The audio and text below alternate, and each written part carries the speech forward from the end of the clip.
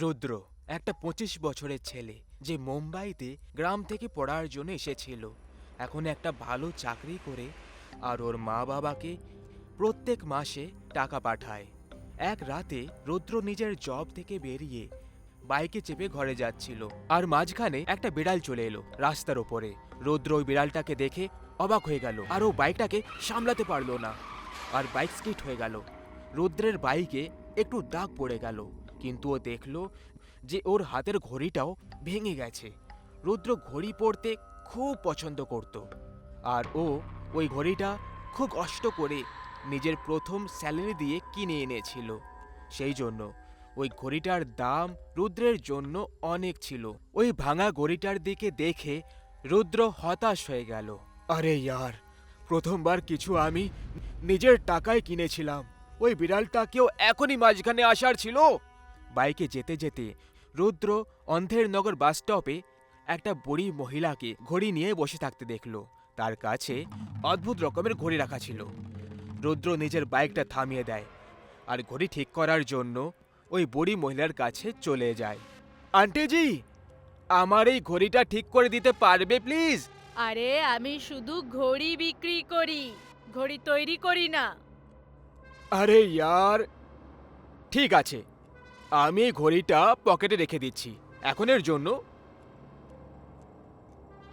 ও aunty, আমার একটা ঘড়ি চাই। আচ্ছা কোনটা চাই তোমার? রুদ্র ওইসব ঘড়িগুলোর দিকে দেখল, কিছু আকারে ছোট ছিল আর কিছু বড় ছিল। রুদ্র অনেক ভেবে একটা ঘড়ি দেখল। ওই ঘড়িটা রুদ্রের খুব পছন্দ হয়ে গেল। উম, হ্যাঁ, এই ঘড়িটা দিয়ে দাও, আমার এটা খুব ভালো লেগেছে। কত টাকা হলো আন্টি এটার? রুদ্র সামনে দেখল, তখন কেউই ছিল না, যেন ওখানে ওর আগেও কেউ ছিল না। না ওই মহিলার যাওয়ার আওয়াজ এলো, আর না ওই মহিলাটা টাকা নিল। আরে টাকা তো নিয়ে যেতে আন্টি, এ কেমন মানুষ! বেচারি একটা দুটো এখানে ঘড়ি বিক্রি করছিল, আর আমি তাকে টাকাও দিলাম না। রুদ্র নিজের গাড়িতে বসতে লাগলো। তখনই ও দূর থেকে একটা আওয়াজ শুনতে পেল। হ্যাঁ, আমার টাকা চাইও না। এই আওয়াজটা কোত্থেকে এলো? আন্টি, কোথায় আছো তুমি? রুদ্র কাউকে দেখতে পেল না, আর এবার রুদ্র ঘড়িটা পরে নিল, আর ও বাইক স্টার্ট করে বেরিয়ে পড়ল ঘরে যাওয়ার জন্য।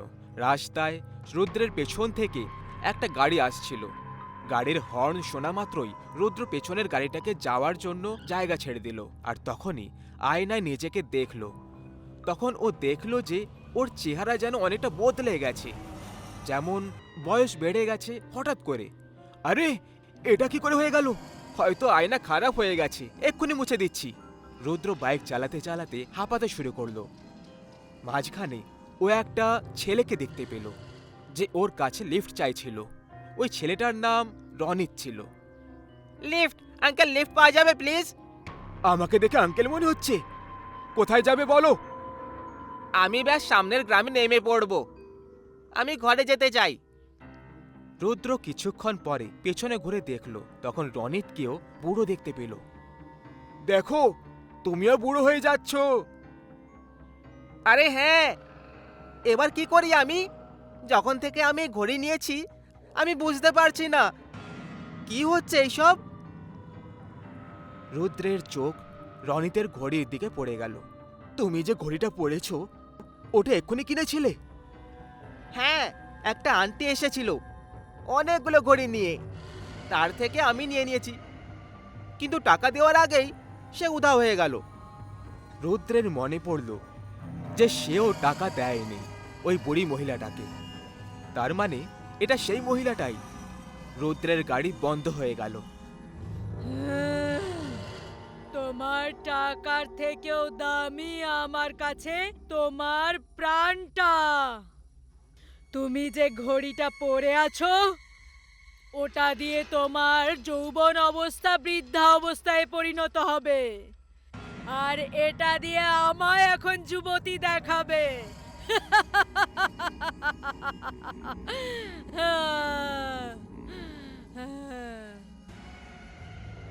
ওই বুড়ি মহিলা রুদ্র রনিতের সামনে চলে আসে। ডাইনি নিজের ঘোমটা সরিয়ে দিল আর জোরে জোরে হাসতে শুরু করলো। তুমি একটা ভূত! আমি বুঝে গেছিলাম যেন অদ্ভুত কিছু একটা হচ্ছে। আমি নিজের ঘড়িটা এক্ষুনি হাত থেকে খুলে ভেঙে দিচ্ছি। তারপর এই দেখো। রুদ্র ঘড়ি খুলতে লাগলো, কিন্তু ঘড়িটা খুলল না। রুদ্র দাঁত দিয়ে ঘড়ি খোলার চেষ্টা করতে লাগলো, কিন্তু ওর দাঁতও দুর্বল হয়ে গেছিল বয়স হয়ে যাওয়ার কারণে।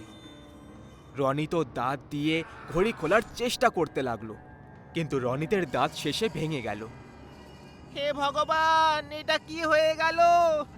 এখনো তো আমার অর্ধেক বয়সও হয়নি, আর এক্ষুনি আমার দাঁত ভেঙে দিলে। রনিত কাঁদতে শুরু করলো। ওই ডাইনি ওই দুজনের প্রাণ নিজের মধ্যে প্রবেশ করাতে লাগলো। দুজনেই জোরে চিৎকার করছিল। তখনই ওখানে একজন তান্ত্রিক চলে আসে, আর সে নিজের ঝুলি থেকে কিছু ছাই উড়িয়ে ওই ডাইনির ওপর ছুঁড়ে দেয়। এই ডাইনি, এরকম অজানা লোকেদেরকে ধরে ওদের প্রাণ নেওয়াটা তোকে খুব বড় পাপী করে দেবে। তুই একটা ঘোর পাপী। আহ! আহ! এ তুই কি করছিস তান্ত্রিক? তোকে এর ফল ভুগতে হবে।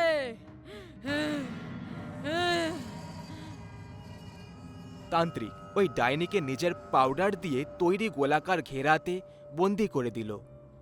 ডাইনি চিৎকার করতে লাগলো। ও রুদ্র রনিতের প্রাণ নেওয়ার আগেই তান্ত্রিক ওকে বন্দি বানিয়ে দিল। ধন্যবাদ সাধু বাবা। হ্যাঁ, ধন্যবাদ সাধু বাবা। এই ডাইনি কোনো সাধারণ ডাইনি নয়। মানে? ওই গ্রামের সব থেকে মহান ঘড়ি তৈরি করত তার স্ত্রী ছিল, যে 100 বছর আগে এখানে বসবাস করত। রানী তার স্বামী অমিতের সঙ্গে সুখে জীবন কাটাচ্ছিল, কিন্তু একদিন ওর স্বামী এমন একটা কল্পনা করলো যে সে তার ঘড়ি বানানোর কাজে নিজের পুরো জীবন সমর্পিত করে দিল। অমিত এমন একটা ঘড়ি তৈরি করতে চেয়েছিল যেটা বুড়ো লোকেদেরকে যুবক করে দেবে, আর যুবকদেরকে বুড়ো। একদিন অমিত তার বাড়ির বাইরে একটা লোককে দেখেছিল। ওই লোকটা আত্মহত্যা করতে যাচ্ছিল। অমিতের ঘরের বাইরে গাড়ি এলো খুব জোরে, আর ওই লোকটার উপর দিয়ে চালাতেই যাচ্ছিল। তখন অমিত চিল্লিয়ে উঠল, আরে ভাই, যদি তুমি আত্মহত্যা করতে চাও তাহলে ঘরে গিয়ে গলায় দড়ি দিয়ে দাও। বেঁচে থাকতে ভালো লাগছে না নাকি? আরে বাবু, আপনাকে আর কি বলি, বেতন ঠিক সময় তো পাই না, আর কাজ করতে যেতে হয়। এখন আমার বিয়ে ঠিক হয়েছে, আমি কি করে সুখে রাখবো আমার স্ত্রীকে? আমার অবস্থা এরকম, মা আর বাবাও মারা গেছে কয়েক বছর আগেই। আমি কি করে বেঁচে থাকবো? তোমার কি বুড়ো হয়ে মরাটা ভালো লাগবে? হ্যাঁ, অবশ্যই। ঠিক আছে, এই ঘড়িটা পড়ো আর কিছুক্ষণের জন্য ঘুমিয়ে পড়ো। ওই লোকটা ঘুমিয়ে পড়ল আর উঠে দেখলো যে সে বুড়ো বয়সে পৌঁছে গেছে। তুমি এটা কি করলে? আমি নিজেকে এভাবে দেখতে চাই না। তুমি তো বলেছিলে তুমি এভাবেই থাকতে চাও। আমি এখন আত্মহত্যা করতে চাই, এইভাবে বেঁচে থাকতে চাই না আমি। আর তোমার স্ত্রী আর তুমিও কখনো সুখে থাকতে পারবে না। ওই লোকটার অভিশাপ অমিত আর তার স্ত্রী রানীর ওপর লেগে গেল, আর ওরা দুজন কখনো সাথে থাকতে পারতো না। এমন লাগছিল যেন ওরা একে অপরের থেকে অনেক দূরে চলে গেছিল। আর আজকে সেই দিন যখন এই ঘটনাটা ঘটেছিল। এখন আমরা কি করতে পারি তান্ত্রিক বাবা? তোমরা তোমাদের যৌবন ফিরে পেতে পারো যদি তোমরা এই ঘড়িটা হাত থেকে খুলে দাও। যদি এটা করতে তোমাদের হাত কাটতে হয় তাহলে কেটে দাও, আর কোনো উপায় নেই তোমাদের কাছে। তাড়াতাড়ি করো, যদি তোমরা আরো বুড়ো হয়ে যাও তাহলে মরেও যেতে পারো। রুদ্র আর রনিত এটা শুনে আরো ভয় পেয়ে যায়। রুদ্র নিজের হাত কাটার জন্য রনিতকে বলে দিল। রনিত রুদ্রের হাত কেটে দিল, আর যখনই হাতটা কেটে দিল ওই ঘড়িটা হাত থেকে খুলে গেল। রনিত রুদ্রকে নিজের হাত কেটে দিতে বলল। রনিত নিজের একটা হাত দিয়ে রুদ্রের হাত কেটে দিল, আর ওর ও ঘড়িটা হাত থেকে খুলে গেল। দুজনের শরীর থেকে রক্ত ঝরতে লাগলো। কিন্তু তান্ত্রিক ওই দুজনের হাতে একটা কাপড় বেঁধে দিল, যে কারণে রক্ত বেরোনো বন্ধ হয়ে গেল। দুজনের প্রাণ বাঁচানোর জন্য তাকে এইসব করতে হলো। তান্ত্রিক ওই ঘড়িগুলো নিয়ে পুড়িয়ে দিল, আর যখনই ঘড়িগুলো পুড়তে লাগলো, ডাইনির শরীরেও আগুন লেগে যেতে লাগলো, কারণ ডাইনির আত্মাটাও এবার শেষে মুক্তি পেয়ে গেল। আমি তোমায় তোমার হাত আবার ফিরিয়ে দিচ্ছি। ধন্যবাদ আমায় মুক্তি দেওয়ার জন্য। ধন্যবাদ। ডাইনি হাওয়ায় উধাও হয়ে গেল। অনেক বছর আগের কথা। একটি গ্রামে একটা নদী ছিল। সেই নদীর পাড়ে মঞ্জিনাথ নামের একজন মানুষ তার স্ত্রী সুলুর সঙ্গে থাকত। তারা খুব গরিব ছিল, সেজন্য দুজনেই অন্যের খেতে গিয়ে কাজ করে অর্থ উপার্জন করত।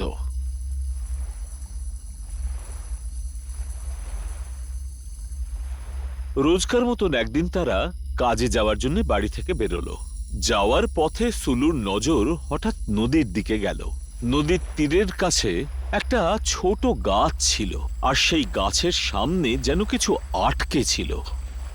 আচ্ছা শোনো, ওই নদীতে কি ভেসে এসেছে? জলে আটকে আছে হয়তো। তারা দুজনেই সেটা দেখার জন্য সেই দিকে এগিয়ে গেল।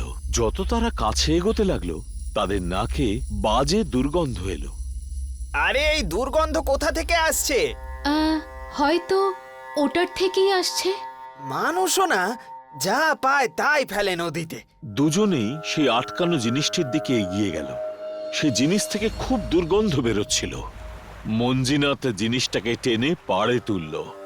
সেটা দুজনে দেখেই খুব ভয় পেয়ে গেল, কারণ জিনিসটার কিছু নয়। জিনিসটা ছিল একটা পচা গলা লাশ, যেটা নদীর স্রোতে ভেসে এখানে এসে পৌঁছেছে। এবারে আমরা কি করব? এটা তো একটা মৃতদেহ। হে ভগবান! আমাদের তাড়াতাড়ি পুলিশকে ফোন করতে হবে। কিছুক্ষণের মধ্যেই ওখানে একজন পুলিশ ইন্সপেক্টর এলেন। তারা দুজনেই ইন্সপেক্টরকে সেই লাশটি দেখালো। এই লাশটার ব্যাপারে তুমি কাউকে কিছু বলনি তো? না না সাহেব, আমি কাউকে বলিনি। কাউকে বলবেও না। আর একটা কথা ভালো করে কান খুলে শোনো, এই নদী দিয়ে এবার প্রতিদিন একটা করে লাশ ভেসে আসবে। তোমায় একটা কাজ করতে হবে। সকাল থেকে এই নদীতে যতগুলো লাশ ভেসে আসবে, তুমি সেইগুলোকে জল থেকে তুলে সন্ধেবেলা আমার হাতে তুলে দেবে। ইন্সপেক্টরের কথা শুনে তারা স্বামী স্ত্রী দুজনেই ভয় পেয়ে গেল। কিন্তু সাহেব, রোজ লাশ কেন আসবে? অত কথা তোমায় ভাবতে হবে না, শুধু যতটুকু বলা হচ্ছে ততটুকুই কাজ করো, কারণ এই কাজটা করার জন্য তুমি টাকাও পাবে। বলো, করবে? অর্থপ্রাপ্তির কথা শুনে মঞ্জিনাথ আর সুলু দুজনেই ভাবতে শুরু করলো। তবে শেষ পর্যন্ত তারা দুজনেই এই কাজটা করতে রাজি হলো।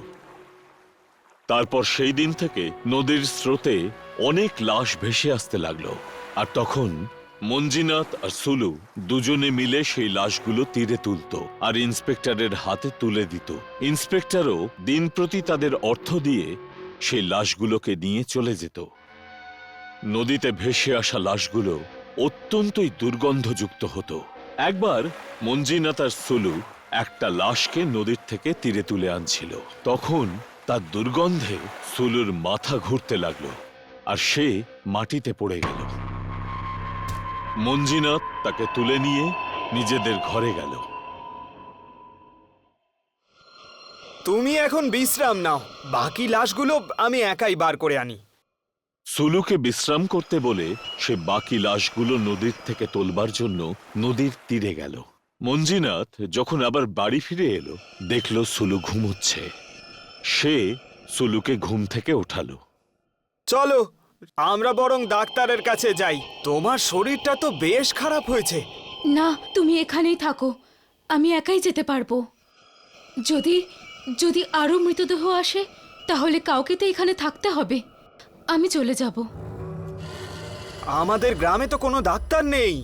তোমাকে ডাক্তার দেখানোর জন্য অন্য কোনো গ্রামে যেতে হবে। পথ তো অনেকটা। কিচ্ছু হবে না, আমি চলে যাব।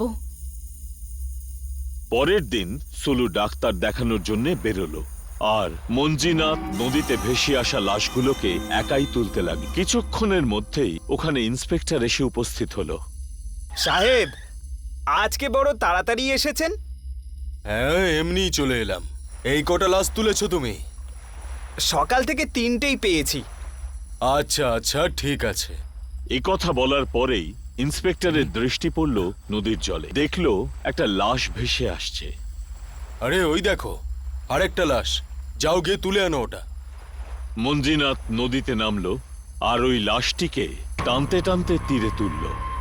টেনে নিয়ে এসে লাশটিকে পুলিশ ইন্সপেক্টরের সামনে রাখলো। সে লাশ থেকে খুব দুর্গন্ধ বেরোচ্ছিল।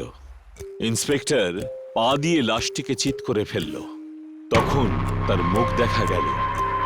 মঞ্জিনাথ সেই লাশের মুখটা দেখে ভয় পেয়ে চমকে উঠল, কারণ লাশটা ছিল তার স্ত্রী সুলুর। তা দেখেই সে কাঁদতে লাগলো। আরে তুমি, কি করে হলো? ওর কি হয়েছে সাহেব, কি হয়েছে? তোমার বউ কোথায় গেছিল? সাহেব, ওর শরীর খুব খারাপ হয়েছিল, সেই জন্য ডাক্তার দেখাতে গেছিল। জানি না ওর এমন অবস্থা কি করে হলো। ইন্সপেক্টর মঞ্জিনাথকে ধমকে উঠলেন। তুমি ওকে একা কেন ছেড়েছিলে? অন্য গ্রামে যাওয়ার জন্য? হ্যাঁ, আরে আমি তো জানতাম না যে এমন কিছু ঘটবে, কিন্তু ওর হয়েছেটা কি আপনি নিশ্চয় জানেন, বলুন আমাকে। ইন্সপেক্টর তখন এই ভেসে আসা মৃতদেহর কাহিনী শোনালেন। এই সব কিছু এই নদীর জন্যই হচ্ছে। কিছুদিন আগে পাশের গ্রামে নদীর ওপরে যে ব্রিজ ছিল, তার উপর অনেক ভিড় ছিল, অনেকে যাতায়াত করছিল। আর হঠাৎ করে ব্রিজটা নড়ে উঠল আর মাঝখান থেকে ভাঙতে শুরু করলো। লোকজন দৌড়াদৌড়ি শুরু করে দিল। সব লোকজনই ওই ব্রিজ থেকে বাইরে বেরিয়ে এসেছিল, কিন্তু একটা লোকের পা ওই ব্রিজে আটকে গেছিল। ও অনেক চেষ্টা করেও বাইরে বেরোতে পারেনি। বাকি লোকজন ওকে বাঁচানোর অনেক চেষ্টা করলো, কিন্তু ওই ব্রিজের ওপরে যেতে সবাই ভয় পাচ্ছিল। হঠাৎ করে ওই নদীতে ঢেউ দেখা দিল, আর সেই ঢেউয়ে লোকটাও ভেসে চলে গেল। লোকটার নদীতে পড়ে যাওয়ার পর সেই ব্রিজটা নিজে থেকেই জোড়া লেগে গেল। ওই লোকটা নদীতে ডুবে যাওয়ার কিছুক্ষণ পরে নদীতেও রক্ত বয়ে যেতে দেখা গেছিল। মানে এই নদী মানুষকে নিজের দিকে টেনে নেয়? হ্যাঁ, ওই ব্রিজের উপর দিয়ে যারাই যায় তাকে এই নদী নিজের কাছে টেনে নেয়। আর তুমি প্রথম যে লাশটা পেয়েছিলে, সেটা ওই লোকটারই ছিল। এটা কি করে সম্ভব? সেই ব্যক্তির শরীরে তো কোনো আঘাতের চিহ্ন ছিল না। হ্যাঁ তো, কিন্তু আপনি বলছিলেন যে ওর নাকি শরীরের সব রক্ত নদীতে বয়ে যাচ্ছিল, কিন্তু ওর শরীর তো একেবারেই ঠিক ছিল, শুধু পচে গিয়েছিল। এটা নদীর আরেকটা ভয়ঙ্কর সত্য। মানে? এক্ষুনি দেখাচ্ছি। ইন্সপেক্টর তার কাছে রাখা নিজের ছুরিটা বার করলো আর মৃত সুলুর দেহের মধ্যে ঢুকিয়ে দিল। আরে আপনি কি করলেন? যে মুহূর্তে ইন্সপেক্টর ছুরিটা ঢোকালো, সুলুর দেহ থেকে রক্তের বদলে নদীর জল বেরোতে লাগলো আর ধীরে ধীরে তার শরীর শুকোতে লাগলো। সুলুর এই অবস্থা দেখে মঞ্জিনাথ তার চোখের জল কিছুতেই আটকাতে পারছিল না। আরে সব কি হচ্ছে সাহেব? এই নদী শুধুমাত্র মানুষদেরকেই টানে না, বরং শরীরের থেকে সমস্ত রক্ত শুষে নিয়ে শরীরের ভিতরে জল ভরে দেয়, আর তারপরে শরীর পচে যায়। আর সেই জন্যই তোমার এখান থেকে নিয়ে যাওয়ার পরে আমরা এই লাশগুলোর থেকে ঠিক এইভাবেই জল বের করে নিই, আর তারপর সেগুলোকে পুড়িয়ে দিই। ইন্সপেক্টর সুলুর মৃতদেহ সহ বাকি লাশগুলোকেও নিজের সাথে নিয়ে গেল আর সেগুলিকে দাহ করল। মঞ্জিনাথ ইন্সপেক্টরের কথা অনুযায়ী চুপচাপ সেই কাজই করতে লাগলো।